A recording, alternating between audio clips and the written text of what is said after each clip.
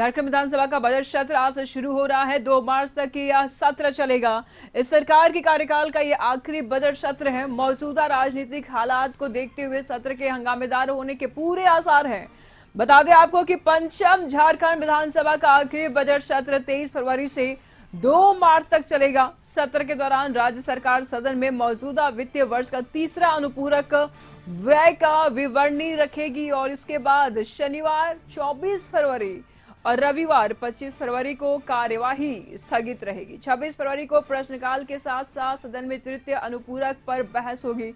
27 फरवरी को वित्तीय वर्ष 2024-25 का बजट पेश किया जाएगा। यह चंपई सोरेन सरकार के इस कार्यकाल का अंतिम बजट होगा। सत्र के दौरान बजट पर वाद विवाद तो होंगे ही और इसके अलावा अनुदान मांग, विनियोग विधेयक के साथ साथ राजकीय विधेयक और अन्य कार्य संपन्न किए जाएंगे। तमाम जानकारी के लिए रुचि शर्मा इस वक्त हमारे साथ रांची से जुड़ चुकी हैं। झारखंड विधानसभा का बजट सत्र आज से शुरू हो रहा है। रुचि, क्या कुछ खास रहेगा इस बजट सत्र में, क्योंकि ये भी देखने वाली बात होगी रुचि कि ये चंपई सरकार का पहला बजट सत्र है। किन किन बातों को खास तौर पर ध्यान रखा जाएगा इस सत्र में?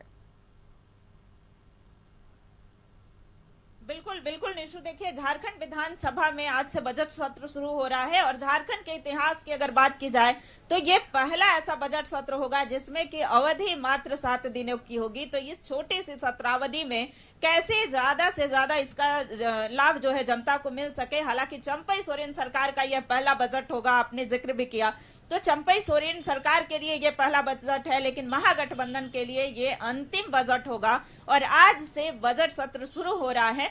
ऐसे में देखिए आज की अगर बात की जाए तो आज शोक प्रकाश पढ़ा, राज्यपाल का अभिभाषण होगा, उसके बाद शोक प्रकाश पढ़ा जाएगा। लेकिन बता दें कि 27 तारीख को वित्त एवं खाद्य आपूर्ति मंत्री डॉक्टर रामेश्वर उरांव बजट पेश करेंगे। इससे पहले अनुपूरक बजट पर चर्चाएं होंगी, उस पर वाद विवाद होगा। तो ऐसे में देखिए इस छोटी सी सत्रावधि में एक तरफ सरकार का प्रयास है कि कैसे जनता को इसका लाभ पहुंचाया जाए, दूसरी ओर विपक्षी पार्टी की बात करें, यानी कि प्रमुख विपक्षी पार्टी में भाजपा जानी जाती है, तो उनकी रणनीति तैयार हो चुकी है और कौन कौन से ऐसे प्रमुख मुद्दे होंगे जिस पर सरकार को घेरना है। तो इसके लिए कल लगातार बैठक भी चली थी और भाजपा प्रदेश कार्यालय में बैठक हुई थी। वहीं दूसरी ओर बता दें कि महागठबंधन में जो शामिल दल हैं उन सभी की बैठक भी मुख्यमंत्री आवास पर हुई थी।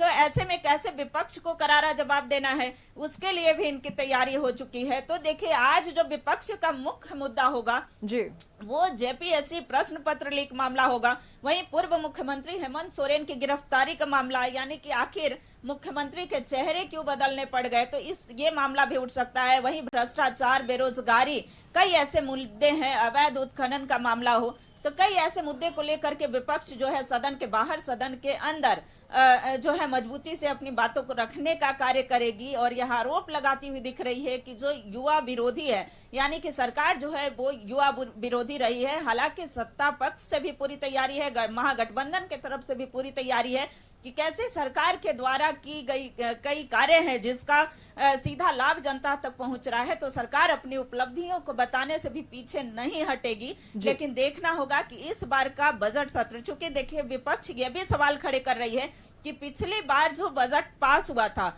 उसकी राशि जो है 53% ही खर्च हो पाया, यानी कि बजट की आधी राशि सरकार खर्च कर पा रही है। कई ऐसे विभाग है जिसमें 50% भी राशि खर्च नहीं हो पाए हैं। तो ऐसे में भारी भरकम बजट तो आ जाता है लेकिन उस पैसे को खर्च नहीं किया जाता है। देखिए ऐसी स्थिति में मार्च लूप किया जाता है, यानी कि बजट की राशि को जैसे तैसे जो पिछले बार की बजट के पैसे होते हैं, जो राशि होती है, उसे खपाया जाता है। तो ऐसे में यह भी विपक्ष सवाल खड़े कर सकती है। लेकिन देखना होगा कि चंपई सोरेन सरकार का ये बजट जो है रुचि बिल्कुल काफी महत्वपूर्ण होगा कि क्या कुछ बजट में रहता है खास। लेकिन सवाल ये भी है रुचि कि देखिए ये चुनाव नजदीक है ऐसे में, और चंपई सोरेन के अगर ये पहले बजट सत्र है तो ये आखिरी भी बजट सत्र है इस सरकार का, तो ऐसे में आम जनता को लुभाने के लिए क्या कुछ खास रह सकता है इस बजट में?